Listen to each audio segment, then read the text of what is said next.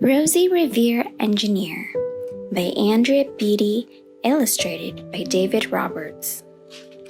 This is a story of Rosie Revere, who dreamed of becoming a great engineer. In Lila Greer's classroom at Blue River Creek, young Rosie sat shyly, not daring to speak. But when no one saw her, she peeked in the trash for treasures to add to her engineer stash. And late at night, Rosie rolled up her sleeves and built in her hideaway under the eaves. Alone in her attic, the moon high above, dear Rosie made gadgets and gizmos she loved. And when she grew sleepy, she hid her machines far under the bed where they'd never be seen.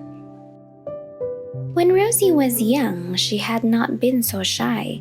She worked with her hair swooping over one eye and made fine inventions for uncles and aunts, a hot dog dispenser and helium pans.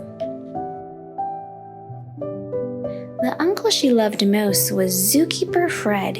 She made him a hat to keep snakes off his head, from parts of a fan and some cheddar cheese spray, which everyone knows keeps the pythons away.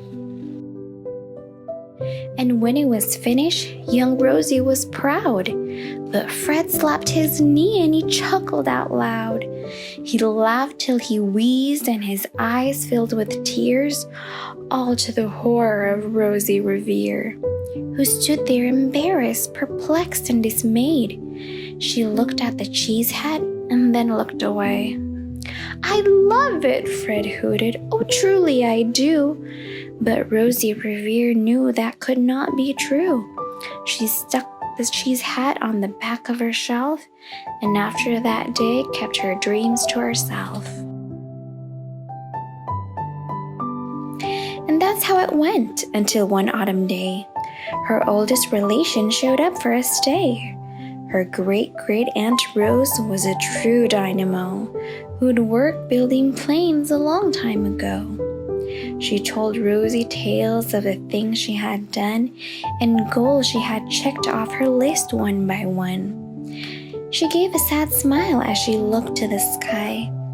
"The only thrill left on my list is to fly, but time never lingers as long as it seems. I'll chalk that one up to an old lady's dreams."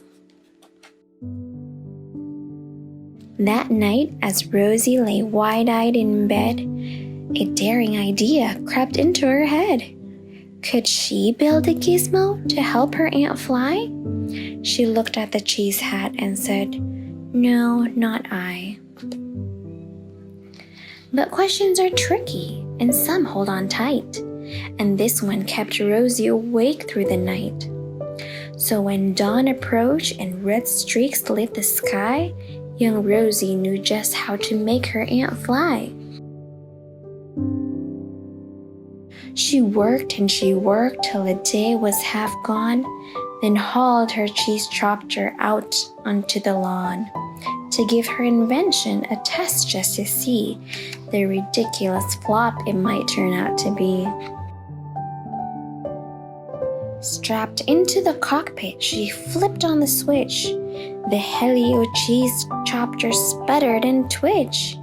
It floated a moment and whirled round and round, then froze for a heartbeat and crashed to the ground.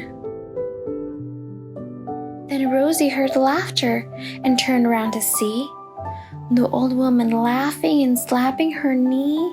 She laughed till she wheezed and her eyes filled with tears, all to the horror of Rosie Revere, who thought, "Oh no, never, not ever again will I try to build something to sputter or spin or build with a lever, a switch, or a gear, and never will I be a great engineer."